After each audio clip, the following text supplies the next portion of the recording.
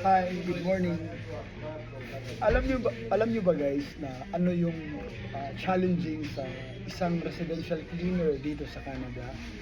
Kasi hindi siya basta-basta na naglilinis ka lang ng bahay na nag-vary siya sa kilos mo. Kasi sa amin kasi dito, recurring clients, meaning to say paulit-ulit. So expected na, like for example, yung payment nila, yan na talaga yung payment nila sa bahay every time na maglilinis.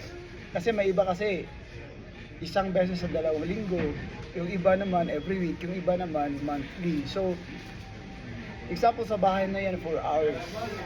So, dapat 4 hours lang talaga yung babayaran nila. So, sa amin, kailangan namin na i-beat yung oras na yan. Kasi pag may extension, additional payment sa kanila na hindi dapat. Kasi magque-question sila bakit naiba yung payment nila, na dapat ganun lang yung payment nila.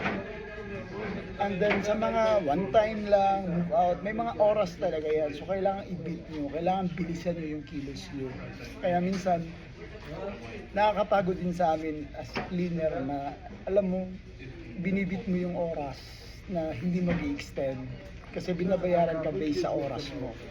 So, hindi siya madali. Kailangan hindi ka linis lang ng linis na nag-base sa kilos mo. Kailangan bilisan mo rin speed at saka quality yung hinahanap ng mga cleaning company dito pag gusto mo maging cleaner sa bansang ito. So ganun, hindi siya madali.